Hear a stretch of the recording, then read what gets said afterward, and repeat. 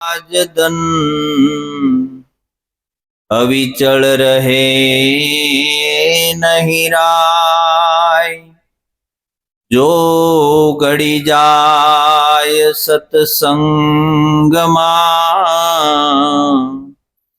જીવન કા ફળસો. નામ સમરો રઘુવંશ મણી, મટે ત્રણ તાપ, કાળ કંપે જમથર થરે, ઈ નામ તણો પ્રતાપ. તો નિજ સ્વરૂપ જાણ્યા વિના, પામ્યો દુઃખ અનંત, સમજાવ્યું તે શરણે નમો, સદગુરુ શ્રી ભગવન સદગુરુ મહારાજ.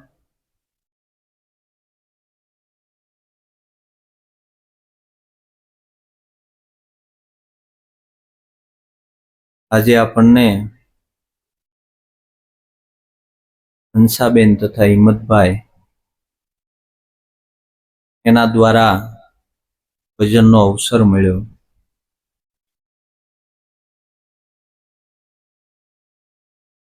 ભજન શું હશે? ભજન કોને કહેવાય?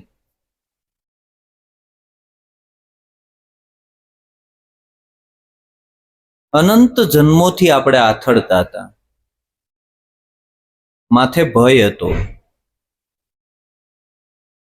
સદગુરુ મળ્યાના ભયને મટાડી દીધો. મોટામાં મોટો ભય હોય ને તો જન્મ મરણનો ભય છે. આ ભયમાંથી આપણે મુક્ત થતા ન હતા. સદગુરુ મળ્યા અને આ ભયમાંથી આપણને મુક્ત કર્યા.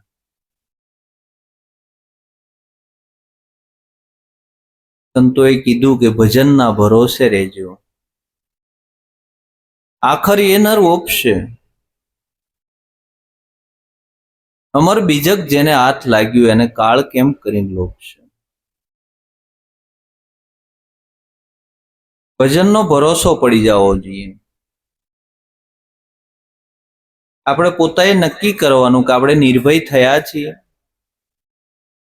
આ જગતની અંદર આપણે ભયમાં જ જીવીએ છીએ કે નિર્ભય થયા છીએ. સદગુરુ મળે એટલે કોઈ ભય રહે નહીં, નિર્ભય થઈ જાય. આ નિર્ભય થવા માટે ભજન છે. આપણે ભયમાંથી મુક્ત જ થતા નથી. કંઈક ને કંઈક ભય આપણને સતાવ્યા જ કરે છે, સતાવ્યા જ કરે છે.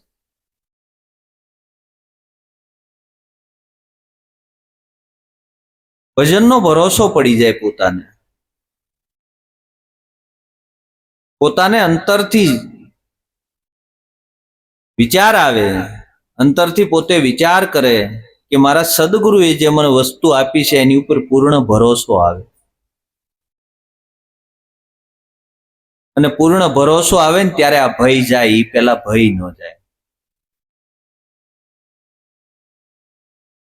આપણા જીવનમાં જાગૃતિ નથી આવતી. તો જાગૃતિ નથી આવતી તો એનું કારણ શું છે? આ તપાસ કરે પોતે. જીવન આપણું જાગવું જોઈએ.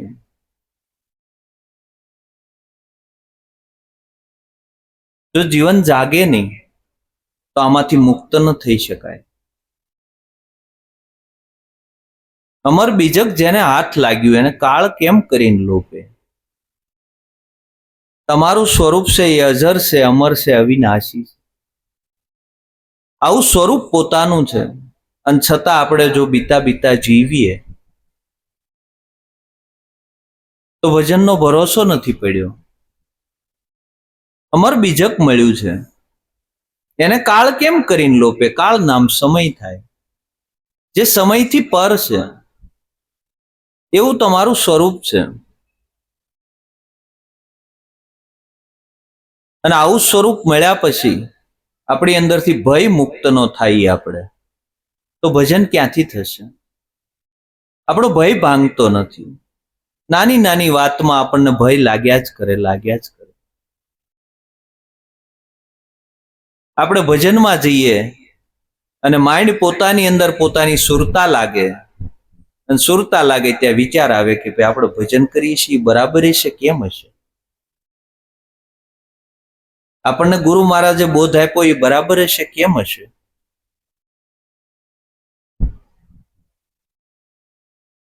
એક શિષ્ય હતો, એ ગુરુ મહારાજ પાસે ગયો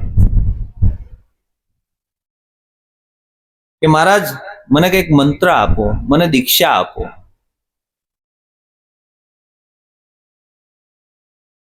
એટલે ગુરુ મહારાજે એને રામ નામનો મંત્ર આપ્યો.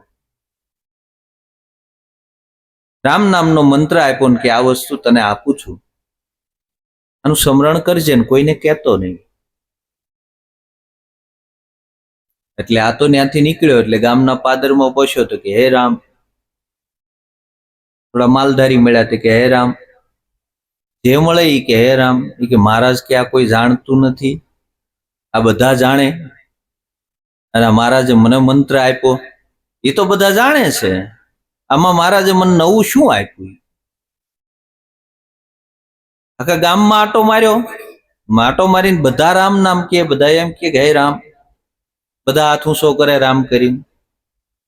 ગામ આખું ફરીને પાછો આવ્યો ગુરુ મહારાજ. મહારાજ તમે જે આપ્યું ને એ તો આખું ગામ જાણે છે કે આ મંત્ર તમારો પાછો લઈ લ્યો, મારે જોતો નથી, આ બધાને ખબર છે, તેમ મને નવું શું આપ્યું આમાં? ગુરુ મહારાજ કે ભાઈ એને જે આપ્યું એ બધા જે બોલે છે ઈ અને તારી અંદર જે છે એમાં ફરક છે. તે કે નહીં મહારાજ, બધું હરખું, ઈ રામ જ બોલે છે. કે તો એક કામ કર, મોઢામાં પાણીનો કોગળો લે અને એ પથ્થર ઉપર થૂકી નાખ એટલે તારો મંત્ર પૂરો. પથ્થર ઉપર થૂક્યો એટલે પથ્થર ફાટી ગયો. કે મહારાજ આ શું થયું? તે કે ઈ જ હું તને કહેતો હતો, મેં જે તને આપ્યું છે ને ઈ જે બોલે છે એમાં ફરક છે. મેં તને નિર્ભય મંત્ર આપ્યો છે પણ તને નિર્ભયતા આવી નહીં, તું નિર્ભય થયો નહીં, તું અભય થયો નહીં. સદગુરુએ આપણને અભયદાન આપ્યું છે. હજી આપણને એમ થાય છે કે હું જન્મું છું, મરું છું, હું આવું છું, જાઉં છું.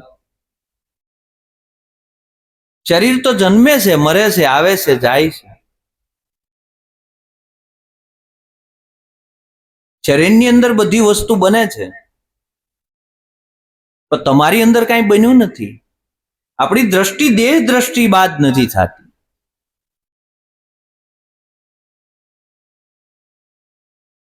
શ્રીમદ રાજચંદ્ર લખે છે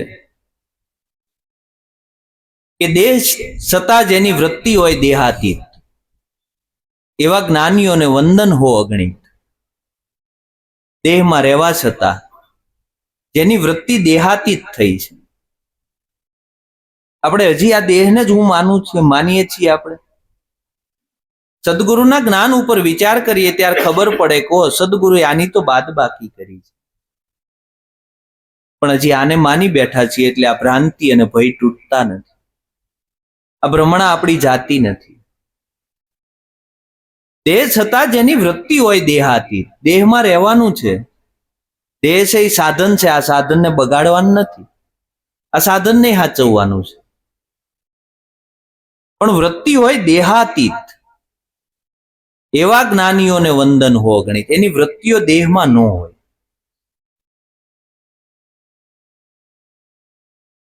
આપણે અસ્તિત્વ રૂપ નથી થતું. આપણું અસ્તિત્વ રૂપ થાય તો વ્યક્તિત્વ ગળી જાય.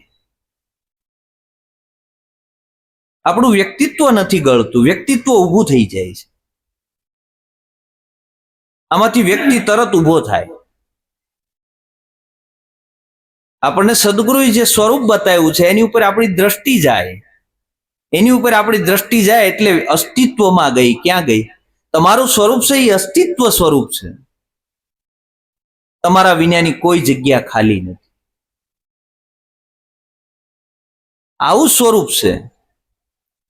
પણ અસ્તિત્વ જ્યાં સુધી પ્રગટ ન થાય ત્યાં સુધી વ્યક્તિત્વ શમે નહીં, ત્યાં સુધી વ્યક્તિત્વ મટે નહીં આપણું.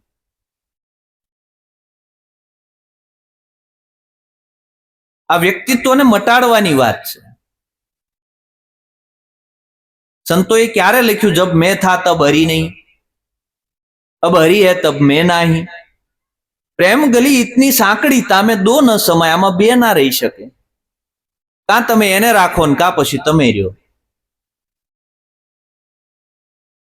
અસ્તિત્વ પ્રગટ થાય એટલે વ્યક્તિત્વ મટી જાય. વ્યક્તિત્વ રહેવાનું નથી. આપણાપણું, બરોબર છે, આ દેહ છે એ હું છું એવું જે આપણે માનીએ છીએ ને આ વ્યક્તિત્વ છે. આ વ્યક્તિ ઉભો થયો. પરમાત્મામાં જ આ બધું ઊભું થયું ને. જબ મેં થા તબ હરી નહીં. જ્યાં સુધી આપણે હતા ત્યાં સુધી પરમાત્મા નહોતો, અને હવે પરમાત્મા છે તો આપણે નથી. આ એક મિયાનમાં બે તલવાર રહે એમ નથી. આપણે બે તલવારને રાખવી છે. આપણું પોતાનું સર્વસ્વ રાખવું છે, આપણું હું પદ રાખવું છે. આ હું પદ મટે નહીં ત્યાં સુધી હરિપદ જડે નહીં. આ હું પદ મટી જાય એટલે હરિ તત્વ સભર ભર્યું છે. આંખ મારી ઉઘડે ત્યાં સીતારામ દેખું, ધન્ય મારું જીવન કૃપા એની લેખું. સવારમાં જાગીએ ને તો એના જ દર્શન થાય છે. પણ એ દર્શન કરવાની આંખ આપણી પાસે હોય તો ને. આપણને આંખથી દેખાય છે એટલે આપણો એક બ્લેક બોર્ડ હોય ને, બ્લેક બોર્ડ ઉપર એક ટપકું કરી દઈએ.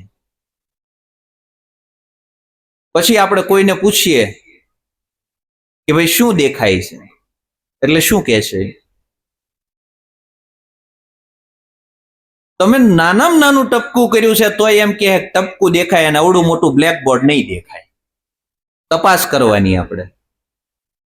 અવડા મોટા બ્લેક બોર્ડની ઉપર તમારે ખાલી એક જ શોખથી ટપકું કરવાનું, પછી કોઈ પણને પૂછવાનું કે આમાં શું દેખાય છે. એટલે એમ નહીં કે મને બોર્ડ દેખાય છે, એમ જ કે મને ટપકું દેખાય છે. જો આપણી દ્રષ્ટિ આ છે, આપણને ટપકું જ દેખાય. નાના નાના ટપકા છે ને, ટપકા દેખાય છે, ઓલું બોર્ડ દેખાતું નથી. સદગુરુએ કીધું આ બોર્ડ જોતા શીખી જા. જો આ જોતા શીખી જાય ને તો અહીંથી દ્રષ્ટિ હટશે, નકર નહીં હટે.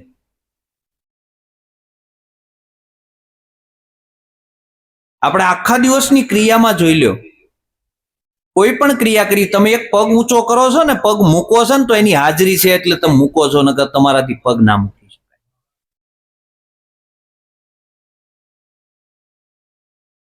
એની હાજરી ન હોય ને તો એક પગ પણ ઊંચો થતો નથી. બેનો આપણે રસોડાનું કામ કરતા હોય, તમારે રોટલી વણવી હોય ને તો તપાસ કરવાની, સદગુરુના બોધને બરાબર સુરતામાં રાખવાનું. જો એની હાજરી ન હોય ને તો રોટલી ગોળઈ ન થાય. એટલે પરમાત્મા સૌ, પણ એની આપણને પ્રતીતિ થાય તો ને. એની પ્રતીતિ નથી થતી આપણને. આપણને કોઈ વ્યક્તિની, કોઈ વસ્તુની, પરિવારની, સમાજની એની પ્રતીતિ થાય છે, પણ પરમાત્માની પ્રતીતિ નથી થતી. આપણી સહસ્ત્ર ક્રિયા કરે છે, કોઈ ક્રિયામાં આપણી પાસેથી કઈ લેતો જ નથી. આગળ એને એમ કીધું હોય તો આપણને કોઈ વ્યક્તિએ કામ સીધ્યું હોય કે આજ નહીં કાલ કરીશ, પણ પરમાત્મા એમ કીધું હોય કે તારું કામ કાલ કરી તો આપણી હાલત શું થાય? 2 દિવસ શ્વાસનું તો તારી રીતે વિચાર કરી લે, ગમે ત્યાં વ્યવસ્થા કરી લે. 2 દિવસ હું શ્વાસ દેવાનો નથી, 2 દિવસ હું તારા ધબકાવવાનો નથી, બરોબર? 2 દિવસ તને ઊંઘ જે આપું છું એ ઊંઘ તને આપવાનો નથી. આ પરમાત્માએ આપણી પાસે આ બધું વસ્તુ લઈ લીધું હોય તો આપણી હાલત શું થાય? 1 સેકન્ડ રહી શકીએ ખરા? આપણને એની તો પ્રતીતિ થતી ને, કોકે એક કામ કર્યું હોય તો આપણે આખી જિંદગી ગુણ ગાઈએ એના. બોલો, પરમાત્મા તમારે સહસ્ત્ર ક્રિયા કરે છે, એક પણ ક્રિયા એવી નથી કે એની વગર તમે કરી શકો. તો એની પ્રતીતિ થાય છે. આપણે કહીએ હેતુ રે વગરના ન હોય હેત. આ દુનિયામાં હેતુ રે વગરના ન હોય હેત. પરમાત્મા તો અહેતુ છે. એને કોઈ હેતુ નથી. તો એમાં હેત નથી થતો. ઓલા જે હેત કરે છે, જે હેતુને કારણે હેત કરે છે, ત્યાં આપણી પૂરેપૂરી નિષ્ઠા છે, ત્યાં પૂરેપૂરી આપણી પ્રીતિ છે. હેતુ છે, કંઈક ને કંઈક હેતુ છે. હેતુ વગરના ન હોય એતા દુનિયામાં. કંઈક હેતુ હેતુ કહેતા કંઈક પોતાની સ્વાર્થ છે એટલે પ્રીતિ કરે છે. પણ પરમાત્માનું શું સ્વાર્થ છે આપણી હારે? એને કોઈ સ્વાર્થ નથી. પણ ન્યા આપણી સુરતા જાતી નથી. નાશવંત વસ્તુ માટે તમારા સાથે કોઈ કાર્ય તમારું કરી દે, નાશવંત વસ્તુ માટે, તો ન્યા આપણને પૂરેપૂરું હેત ઉભરાય છે. પણ પરમાત્મા જે અસ્તિત્વ છે, એ પરમાત્મા આપણા સહસ્ત્ર ક્રિયા કરે છે, પણ એમાં આપણને હેત થતો નથી.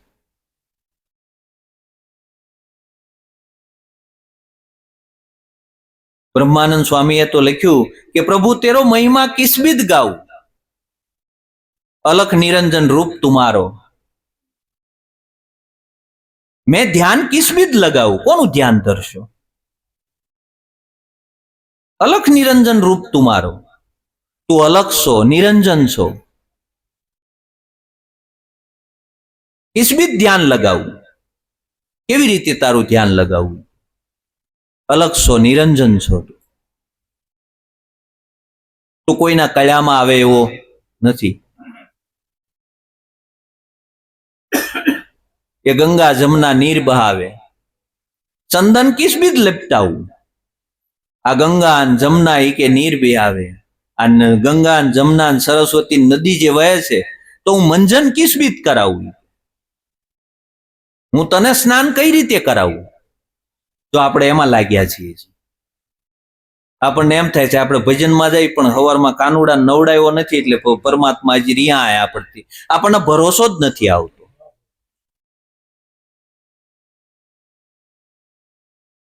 તમને બાથરૂમમાં નવડાવો ને એટલે કાનુડાને જ નવડાવો છો, પણ ભાવ હોય તો ને, અંદરથી પ્રતીતિ હોય તો ને મારો પરમાત્મા પ્રગટ છે. આપણને નવડાવતા હોય તો પરમાત્માનો ભાવ ન થાય.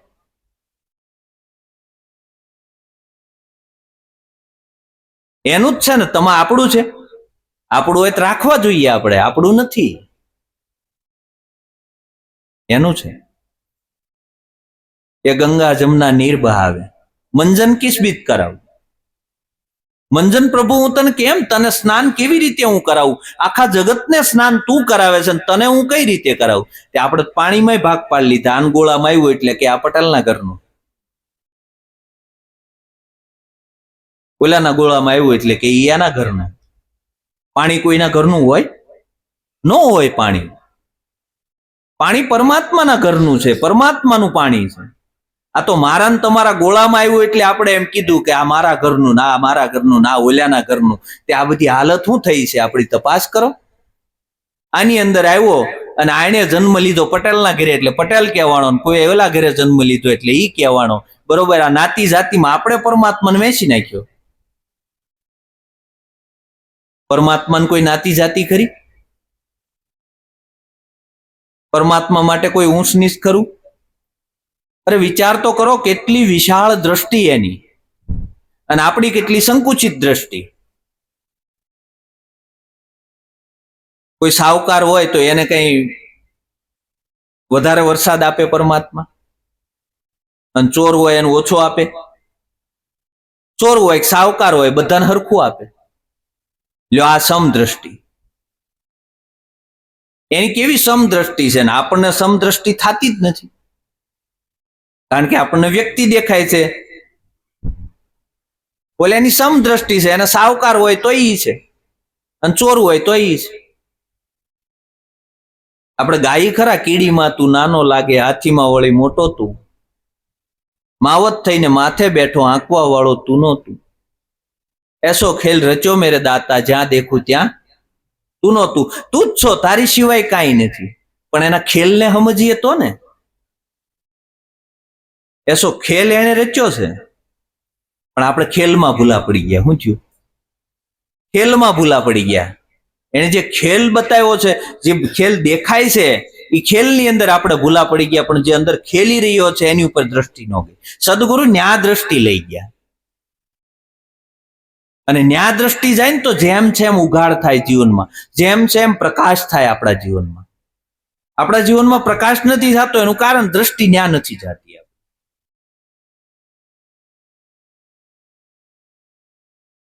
સુખદેવજી જનકના દરબારમાં આવે છે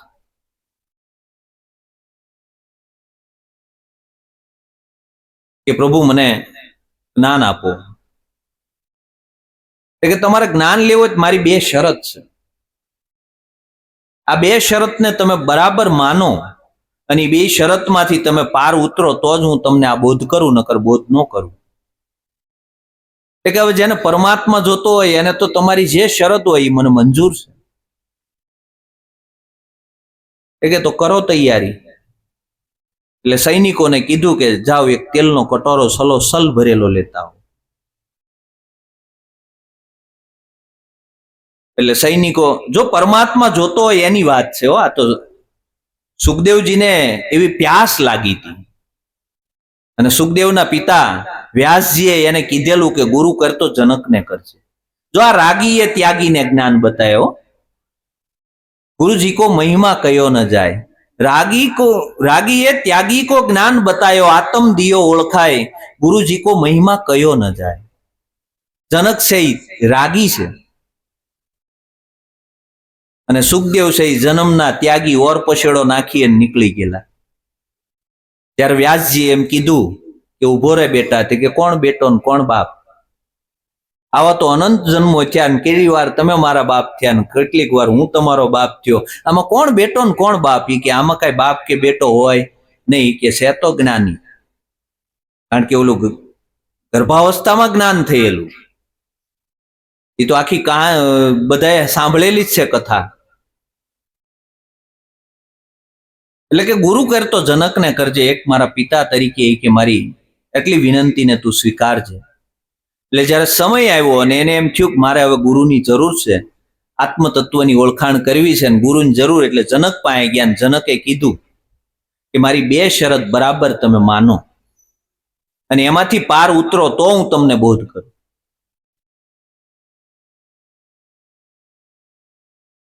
સૈનિકોને બોલાવીને તેલનો કટોરો આપ્યો, સલોસલ તેલનો કટોરો ભર્યો છે.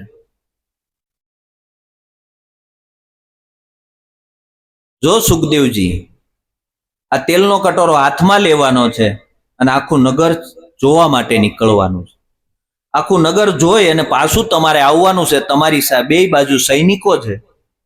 જો તેલમાંથી એક ટીપું હેઠું ઢોળાય તો જ્ઞાન તમારો શેર તમારું ગળું કાપી નાખવામાં, તમારું શિરછેદ કરવામાં આવશે. કાંઈ વાંધો નહીં. નીકળ્યા તેલનો કટોરો લઈને. સુરતા બરોબર ખગાકાશ આખું નગર ફરીને આવ્યા એટલે કે બોલો સુખદેવજી, નગર જોયું? કે બાપજી ક્યાંથી આમાં નગર જોવે?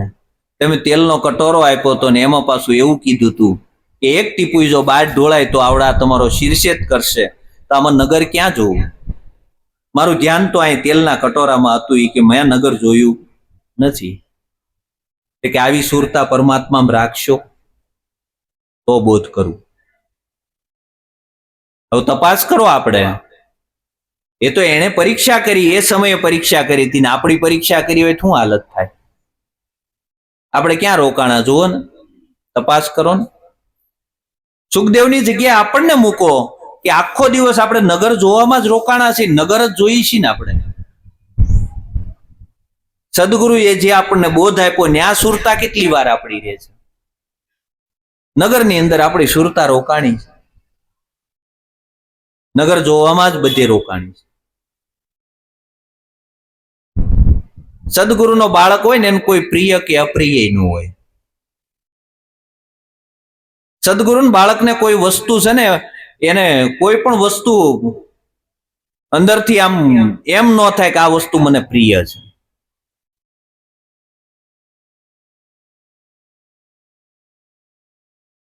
એ કોઈથી પ્રભાવિત ન થાય. આપણે સારી વસ્તુ જોઈ જઈએ એટલે પ્રભાવિત થઈ જાય. એ કોઈથી પ્રભાવિત ન થાય, કારણ કે આત્માથી પ્રભાવિત છે.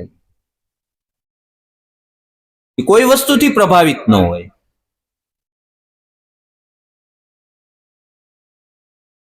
આપણે બજારમાં નીકળ્યા હોય, વસ્તુ એક લેવા નીકળ્યા હોય, કેટલી ખરીદી કરીને આવી, તપાસ કર્યો ક્યારે? જરૂરિયાતની વસ્તુ તો આપણે લેવી પડે, એ સ્વાભાવિક છે, અને એના માટે આપણે બજારમાં જવું પણ પડે. પણ વિચાર કરો ને, આપણે ખરીદી કરવા માટે એક જ તે સાડી લેવા ગયા હોય, પણ દુકાનની અંદર જેટલી પ્રકારની ડિઝાઇન હોય ને જેટલું હોય ને બધું જ આપણે જોઈને આવ્યા હોય. ક્યાં રોકાણા છીએ આપણે? ભાઈઓની પણ વાત છે. બહેનોની સાડીનું દૃષ્ટાંત આપ્યું એટલે બહેનોની વાત નથી, આપણી ભાઈઓની વાત છે. આપણે દુકાનમાં જઈએ એટલે ક્વોલિટી જોઈએ, કલર જોઈએ, ડિઝાઇન જોઈએ, પણ કોઈ દી જ્યાં મૂળ છે ત્યાં દ્રષ્ટિ ગઈ આપણી કે ભાઈ દોરો જ છે. અમેરિકાનું શૂટ લાવો તો એ દોરાથી જ બન્યો છે. બધા દોરો જ પહેરે છે, આપણને લાગે છે કપડા છે, હકીકત દોરો જ પહેરે છે આખું જગત. પણ ન્યા દ્રષ્ટિ નથી જાતી આપણી. મૂળ તો શરીર ઢાંકવું છે ને. આપણે ડિઝાઇનમાં ભૂલા પડ્યા, કલરમાં ભૂલા પડ્યા, ક્વોલિટીમાં ભૂલા પડ્યા, કેટલી બધી જગ્યાએ આપણે ભૂલા પડ્યા છે. ક્યાંથી મૂળમાં દ્રષ્ટિ જાય? જો આ દ્રષ્ટિને મૂળમાં લાવવા માટે સુખદેવને કીધું, બોલ તમે નગર જોયું તે કે નહીં? મારી સુરતા તો કે અહીંયા તેલના કટોરામાં હતી, કે આવી સુરતા પરમાત્મા રાખશો તો બોધ કરું. એક પરીક્ષામાંથી પાસ થયા. આપણે એની જગ્યાએ આપણને સરખાવવાના છે. આપણે આખા દિવસનું તપાસ કરવાનું, કેટલું ભરીને લાવ્યા છે. નો કામનું હોય ને એવું જ ભરીને લાવવી છે. કામનું હોય તો ભૂલાઈ જાય બજારમાં. લેવા હું ગયા તા એ નથી ખબર રહેતી આપણને. તો તપાસ કરો. આપણે ઘણી વાર બેનો જાય શાકભાજી લેવા, એટલે ટમેટા લેવા ગઈ, ટમેટા ભૂલાઈ ગયા, બીજું બધું લઈને આવ્યા છે. મૂળ વસ્તુ રહી ગઈ. એને જેવું થાય છે. મૂળ ઉપર આપણી દ્રષ્ટિ નથી. આપણી વાત ન્યા છે કે આપણે સદગુરુએ જે આપણને નિશાન બતાવ્યું છે, આ નિશાનમાં સુરતા રહેવી જોઈએ.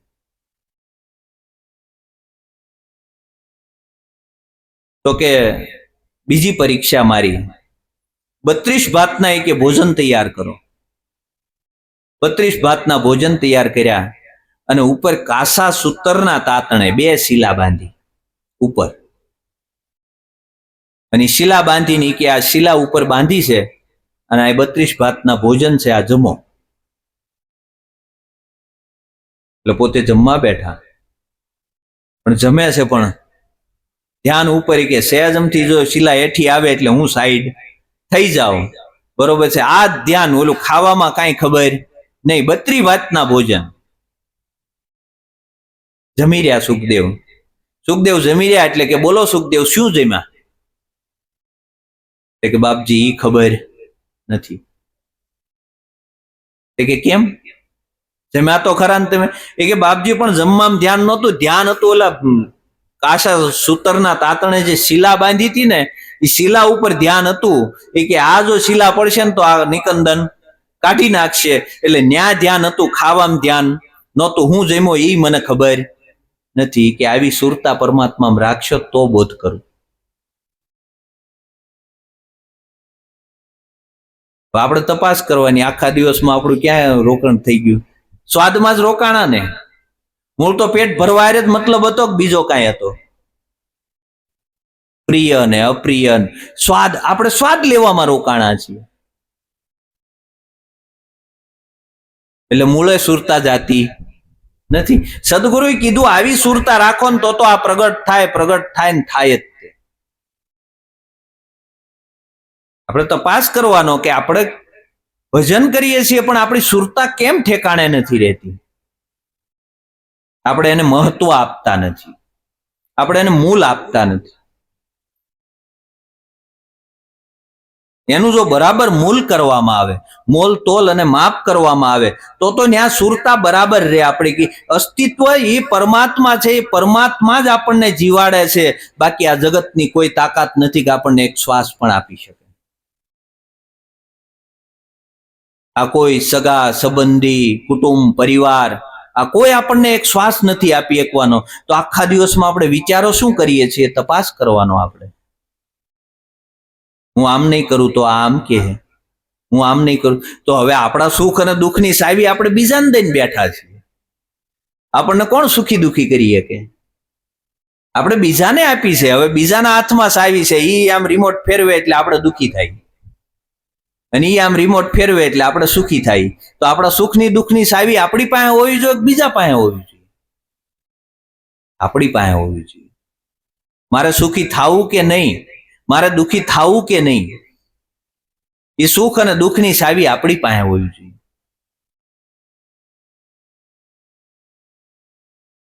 સદગુરુના વચનની અંદર પરિપૂર્ણ જીવન આવે.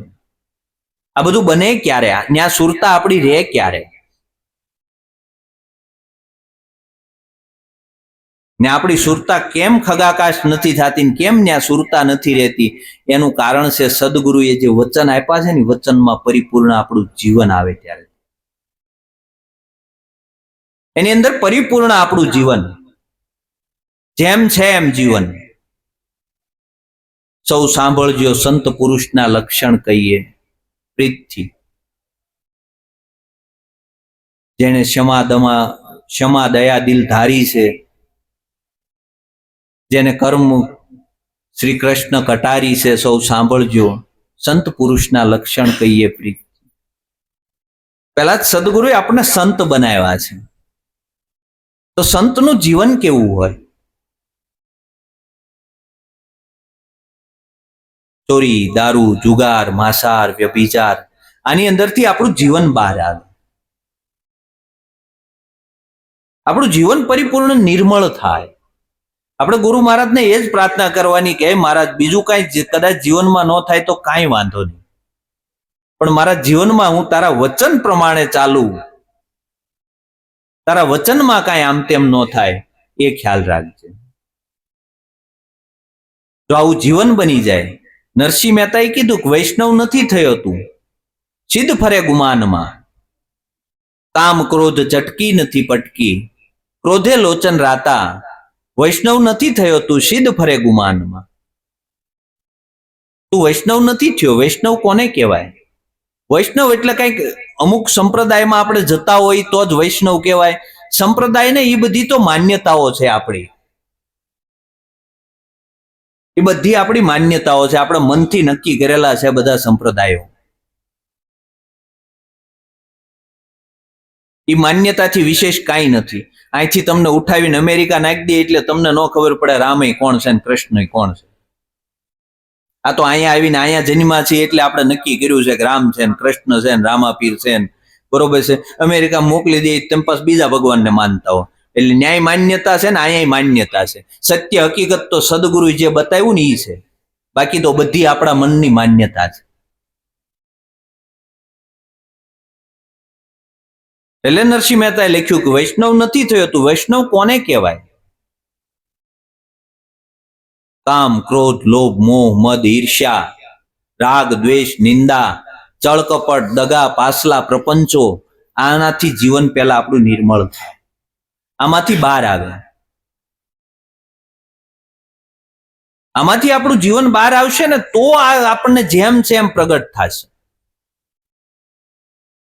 સત્સંગની અંદર આપણે ધ્યાન રાખવાનું,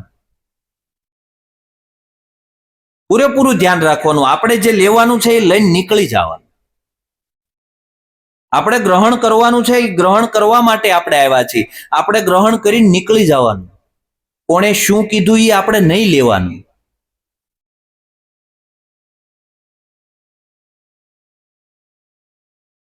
નકર આપણને એમ થાય ભાઈ આ જગતની પેલા રામાયણ ને મહાભારત ને આ બધું થયું છે, એ થયું છે એનું કારણ શું થયું છે? રામને 14 વર્ષનો વનવાસ થયો. એક મંત્રાએ ખાલી માતાજીના કાન ભરી દીધા એટલે 14 વર્ષનો વનવાસ થયો.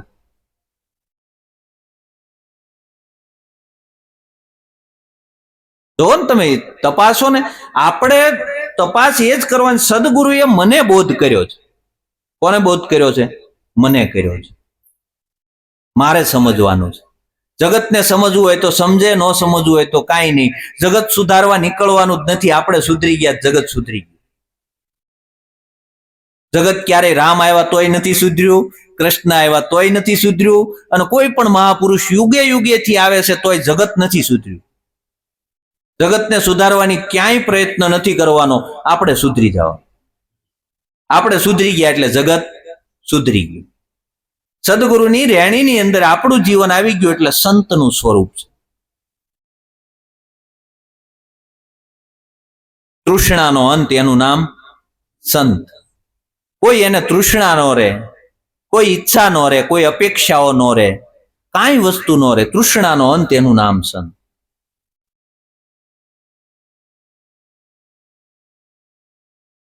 આપણે કઈ પહેલાના ઋષિ મુનિઓ, પણ એને ક્યાંય ઋષિ જ નહોતી એટલે એ ઋષિ મુનિ હતા. આપણી ઋષિ જ મટતી નથી. આપણી રુચિ જ એટલી બધી છે, એટલી બધી રુચિ ઓલી થઈ ગઈ છે ને કે રુચિ મટતી જ નથી. સદગુરુના વચનમાં જીવન આવી જાય, અને સદગુરુના વચનમાં પરિપૂર્ણ જીવન આવી જાય ને એટલે કેવું નિર્મળ જીવન થઈ જાય. નિર્મળ જીવન, કોઈ મળ ન રહે. આ મળ, વિક્ષેપ અને આવરણ, આ મળ, વિક્ષેપ અને આવરણથી આપણું જીવન ભરેલું છે. આ મળ, વિક્ષેપ અને આવરણ જો દૂર થઈ જાય ને તો જેમ સેમ નિર્મળ. આપણે કોઈ પણ વ્યક્તિને મળીએ છીએ ને તો કા પ્રભાવથી મળીએ છીએ, અને કા અભાવથી મળીએ છીએ, અને કા સ્વભાવથી મળીએ છીએ. આ ત્રણ વસ્તુ હોય આપણી અંદર. આપણે કોઈ પણ વ્યક્તિથી આકર્ષિત થઈએ તેમાં ત્રણ કારણ હોય: કા પ્રભાવ હોય, કા અભાવ હોય, અને કા સ્વભાવ હોય. એક તો એ વ્યક્તિનો પ્રભાવ એવો હોય, એ વ્યક્તિ પાસે જે છે એ આપણી પાસે નથી એવો પ્રભાવશાળી વ્યક્તિ છે. એનું જ્ઞાન એટલું પ્રભાવશાળી છે, એનું વ્યક્તિત્વ એટલું પ્રભાવશાળી છે એટલે આપણે એમાં પ્રભાવિત થઈએ. એટલે એનાથી પ્રભાવિત થઈને આપણે એની હારે હારે ફરીએ. પણ જ્યારે એની જેટલા આપણે પ્રભાવિત થાય એટલે એ વ્યક્તિની પછી કિંમત ન રહે. કોઈ પણ વ્યક્તિ, માનો કે એની પાસે જ્ઞાન છે એટલે આપણે પ્રભાવિત છે, એ જ્ઞાન જ્યારે આપણા અંતરમાં પ્રગટ થાય એટલે પછી આપણો પ્રભાવ પૂરો થઈ જાય. કારણ કે પ્રભાવ, તમે એની બરાબરી કરી લીધી, હવે પ્રભાવ રહ્યો નહીં. કા અભાવ હોય, કારણ કે આપણી પાસે નથી ને એની પાસે છે. એની પાસે સત્તા છે, સંપત્તિ છે, અને આપણી પાસે સત્તા અને સંપત્તિ નથી એટલે એ આપણે અભાવ છે આપણી પાસે, એટલે એ અભાવના કારણે એની સાથે જોડાય. આપણી પાસે અભાવ છે. શું છે? અભાવ છે કે ભાઈ એની જેટલી સંપત્તિ નથી મારી પાસે, એની જેવી સત્તા મારી પાસે નથી, એની જેવી બુદ્ધિ નથી મારી પાસે. આ અભાવની અંદર હોય એટલે અભાવના કારણે આપણે આકર્ષિત થઈએ. પછી ધીરે ધીરે એ સંપત્તિ આપણી પાસે આવે અને સત્તા આપણી પાસે આવે, અને એ બધું ધીરે ધીરે આપણી પાસે આવતું જાય એટલે ઓલી જે અભાવ હતો એ મટી ગયો, એની બરાબરી થઈ ગઈ. અભાવ હતો એ મટી ગયો એટલે અભાવ મટ્યો એટલે તરત વ્યક્તિ છૂટી ગયો. પણ તમે કોઈના સ્વભાવથી એની સાથે જોડાયેલા હો, આપણી સાથે કોઈ વ્યક્તિ જોડાય તો આપણા સ્વભાવથી જોડાય, એટલું યાદ રાખવાનું. નહીં કે આપણા પ્રભાવથી, નહીં કે આપણા અભાવથી, આપણા સ્વભાવથી જોડાય. અને આપ તમારો સ્વભાવ જોઈને કે ભાઈ નહીં, દયાવાળો માણસ, આ વ્યક્તિ તમારી સાથે જોડાનો, એ જીવનભર તમારથી છૂટો ન પડે, કારણ કે તમારા સ્વભાવથી જોડાનો. આપણે સંબંધો બનાવીએ તોય સ્વભાવથી બનાવીએ. આપણી બેઠક હોય તોય આપણાથી બે દોરા ઊંચું હોય, આપણાથી બે દોરા એનું રેણી ઊંચી હોય, આપણી કરતા બે દોરા એનું જ્ઞાન ઊંચું હોય, બરોબર છે? આપણી કરતા ઊંચું હોય એની સાથે આપણી બેઠક હોવી જોઈએ. આપણાથી નીચા હોય એની હારે આપણી બેઠક ન હોવી જોઈએ. એ આપણને લઈ જાય નીચે. આપણે ઈ નથી વિચાર કરતા. સ્વભાવ જોઈને જોડાવાનું. શું છે? સ્વભાવ જોઈને. પ્રભાવ અને અભાવ નહીં, સ્વભાવ. કારણ કે સ્વભાવ હશે એ ક્યાંય નહીં જાય તમારો. તમે ઠાઠડીમાં લઈને કદાચ બાળી દે ને ઠૂઠામાં નાખી દે ને તોય એમ કે એની જેવો માણસ થાય નહીં, ભલે જેવો હોય એવો, પણ એની જેવો માણસ ન થાય, કારણ કે એનો સ્વભાવ હતો. પ્રભાવ તો કાલ ખતમ થઈ જાય.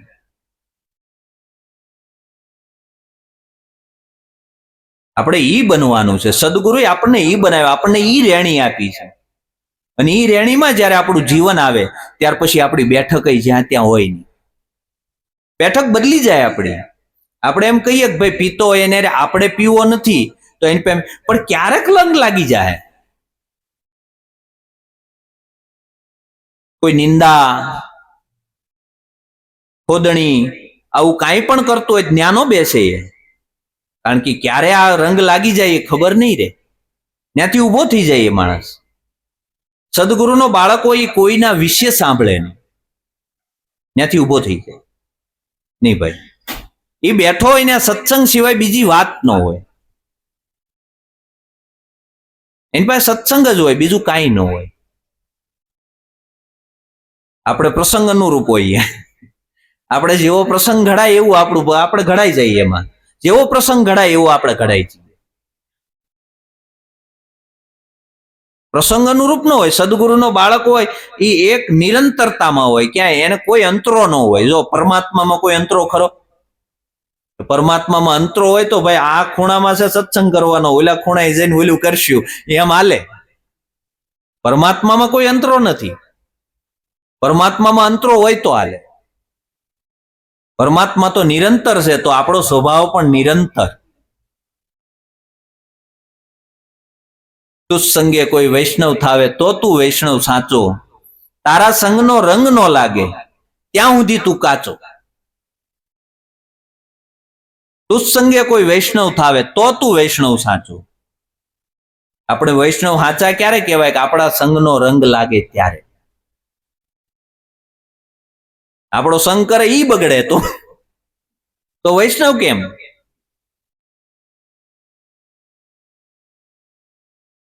વૈષ્ણવ થવાનું છે. આપણા સંગનો એને રંગ લાગવો જોઈએ. નહીં, આની અંદર કઈક છે, આની પાસેથી મને કઈક મળશે. આપણી નજીક એક ભજન કરતો હોય, જે સમરણ કરતો હોય, અને સમરણમાં બેઠા હોય અને આજુબાજુમાં કોઈ વ્યક્તિ બેઠું હોય ને તો એને શાંતિ થાય. એને એમ થાય આમ એની એક આભા છે. એ સમરણમાં તમે બેઠા હો ને તો આજુબાજુ વાળા વ્યક્તિને અંદરથી શાંતિ થાય. ઓહો, કેવું દિવ્ય વાતાવરણ છે. અમુક ઘરે જઈને તો આપણને એમ થાય કે આરું ખોટું હોવાઈ ગયું, અને અમુક ઘરે જઈને તો આપણને હાન સુધી એમ થાય કે અહીં બેહવું છે.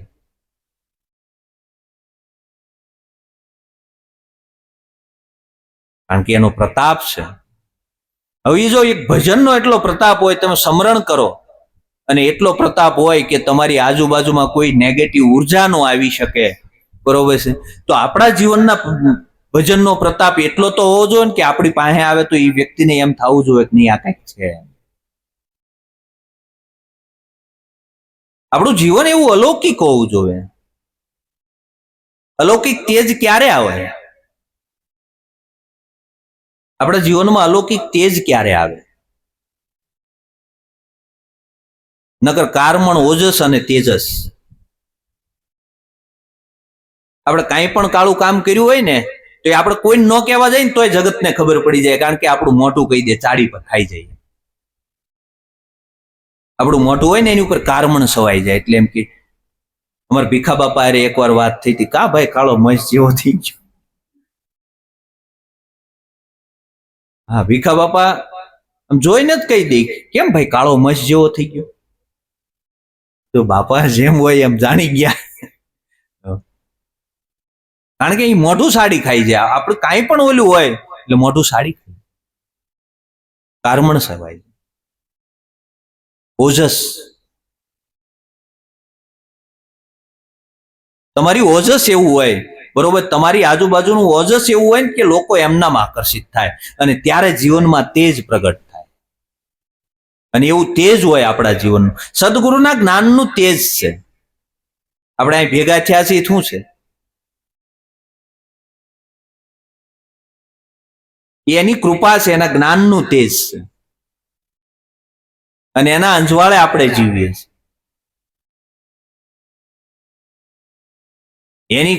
એની જે કીર્તિ છે એ કીર્તિને આપણે પાડી ન શકીએ, કારણ કે એની કમાણી છે, એનું તેજ છે.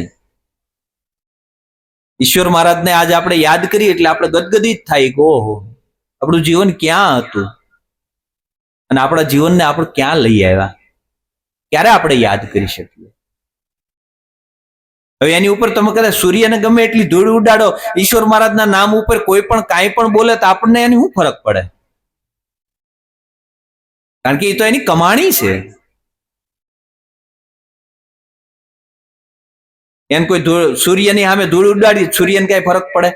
ન પડે. હવે સૂર્ય જેટલું જેનામાં તેજ છે એને ધૂળ કે પછી બીજું શું ફરક પડે? હવે ઈશ્વર મહારાજનું આવું જીવન હતું, અને જીવનની કમાણી અહીંયા બોલે છે. આ બધા જીવનમાં જાગૃતિ આવી છે, તો જાગૃતિ આવી છે તે મહારાજની કમાણી છે. એને આખું જીવન ખર્ચી નાખ્યું છે આપણા માટે.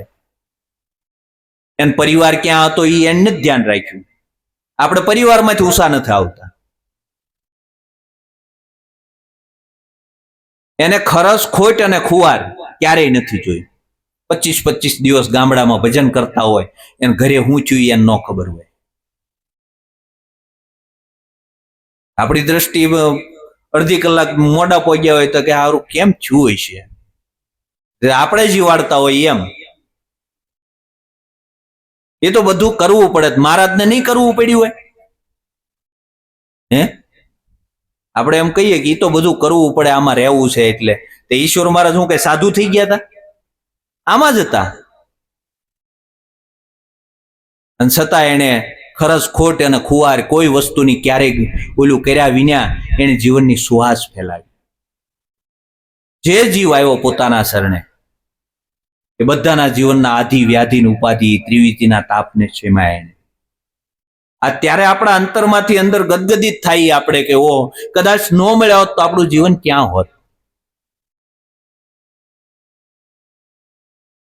આ તપાસ કરીએ ત્યારે આપણને ખબર પડે. નકા આધિ વ્યાધિની ઉપાધિમાં આખું જગત બળે છે. સદગુરુએ આપણને બહાર કાઢ્યા છે.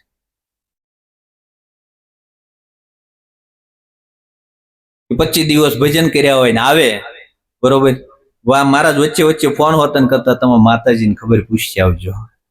અમે અહીંયા હોય ને એટલે ફોન કરે તેમ પાછા જઈ આવજો માતાજી પાસે, કારણ કે 25 દિવસ અહીં ન હોય, માતાજી એકલા હોય, પિયુષભાઈ હોય. મહારાજ આપણને ફોન કરે તમે આટો મારી જાય, પણ કે પરવા જ નથી કરી. કારણ કે જેને પરમાત્મા, આવો વિશાળ પરમાત્મા જેને મળ્યો હોય એને પછી નાની નાની વસ્તુ ધ્યાન ન હોય. તમે વિચાર કરો તમે કે આપણો વડાપ્રધાન છે, એ આપણે ગામમાં સરપંચની ચૂંટણી હોય એમાં કઈ ધ્યાન દે ખરો? ન દે, કારણ કે એ વડાપ્રધાન થઈ ગયો, એની દ્રષ્ટિ કેવી થઈ ગઈ? વ્યાપક થઈ ગઈ.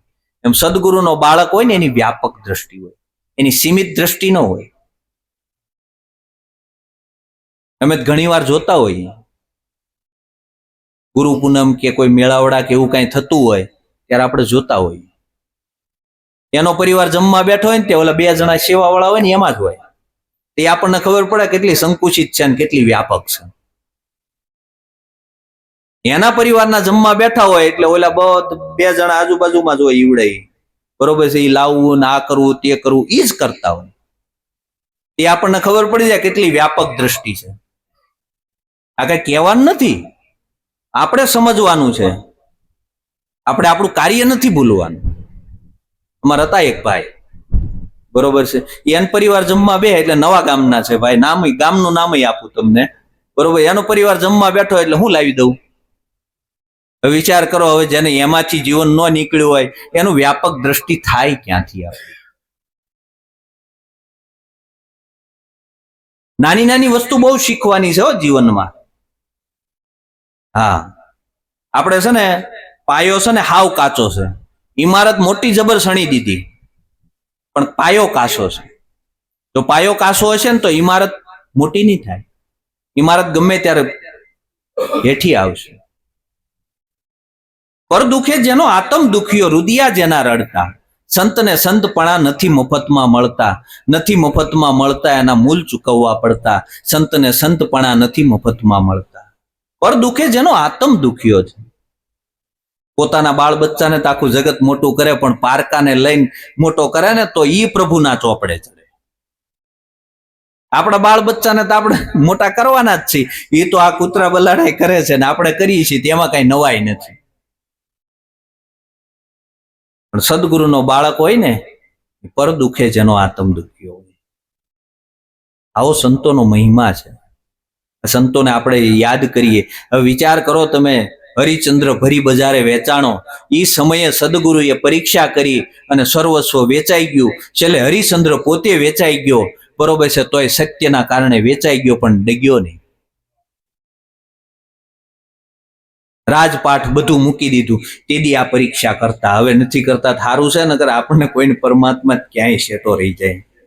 તેદી આ પરીક્ષા હતી હરિચંદ્રની, પરીક્ષા કરી હતી ગુરુ મહારાજે. વિચાર કરો તમે, શેલૈયાને ખાંડીને ખવડાવો.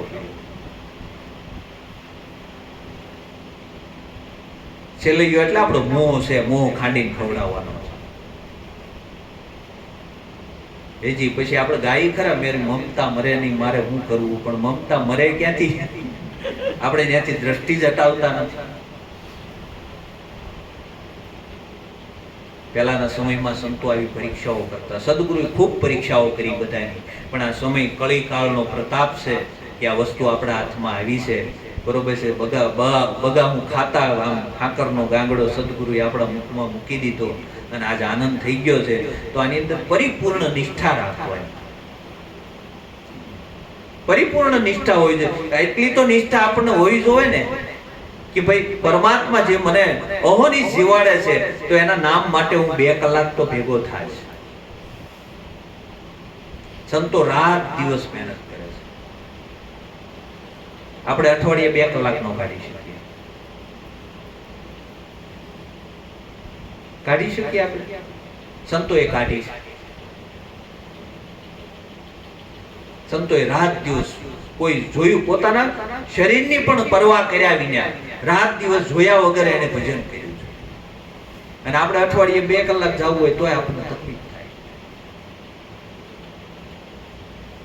15 દિવસ 20 દિવસના વાણા વાઈ જાય તોય સંતો પાછું વળીને જોવે. આપણે 12 કલાક કે 14 કલાક રળીએ અને જો પેટ ન ભરાતું હોય તો વિચાર કરો ને, આ પરમાત્મા છે એ આ કરોડોનું પેટ પાળે છે, બરોબર? તો એ પરમાત્મા ક્યાં રળવા જાય એ તો તપાસ કરો પેલા. એ ક્યાં રળવા જાય? અને છતાં બધાને જીવાડે છે. આપણે ક્યારેય વિચાર નથી કરતા. આ ઝાડ હોય, ઝાડની ઉપરથી પાનખર ઋતુ આવે એટલે પાન ખરી જાય, બરોબર છે. એના ડાળિયું કોઈ કાપી જાય, બરોબર છે. એના પાંદડા બધા કદાચ ઉડી જાય, ગમે એટલું થઈ જાય, ઝાડ કોઈ દી રોવા બેસે? કેમ એમ થતું છે? એને ખબર છે પાછી ઋતુ આવશે એટલે પાછા લાગી જવાના. એની ડાળિયું કાપી નાખે તોય ઝાડ કોઈ દી રોવે નહીં. એને ખબર છે કે આ ઝાડ પાછું કદાચ ઠેઠ સુધી કાપી નાખે ને, મૂળ એનું હોય ને ત્યાં સુધી ઝાડ ને કાંઈ તકલીફ થાય નહીં, કારણ કે એના ઝાડ સાથે, એના મૂળ સાથે જોડાયેલું છે. મૂળ સાથે જોડાયેલું છે એટલે ક્યારેય હુકાવાનું નથી. એમ સદગુરુએ આપણને મૂળ બતાવ્યું છે. આની ઉપરથી પાંદડા ખરી જાય, ડાળિયું ખરી જાય, બધું ખરી જાય, પણ જો મૂળમાં દ્રષ્ટિ હશે, મૂળમાં જો સુરતા હશે તો કાંઈ વાંધો આવવાનો નથી. આ ઝાડ પાસેથી આ શીખવાનું. ઝાડ એના મૂળને જ મૂકે. એનું મૂળ કાપી નાખો તો જ ઝાડ પડે, નકર ઝાડ પડે નહીં. તમે એની ડાળ કાપી નાખો, એના પાંદડા ગમે એટલું, કઠિયારો ગમે એટલું લઈ જાય, પણ એનું મૂળ ન કપાય ત્યાં સુધી ઝાડને કાંઈ વાંધો નથી, કારણ કે એના મૂળના આધારે છે. અને આપણે આપણું મૂળ ભૂલી ગયા છીએ. સદગુરુ વારંવાર સત્સંગ દ્વારા આપણને યાદ કરાવે છે, અને યાદી રહી જાય આપણી, અને એમાં જો સુરતા રહી જાય ને તો આપણું કામ થઈ જાય એવું છે. એટલે સંતોનો મહિમા ખૂબ છે. સંતોના તો જેટલા આપણે ગુણગાન ગાઈએ એટલા ઓછા છે, કારણ કે એની કૃપા, એની કરુણાનો કોઈ પાર નથી. સદગુરુ મહારાજ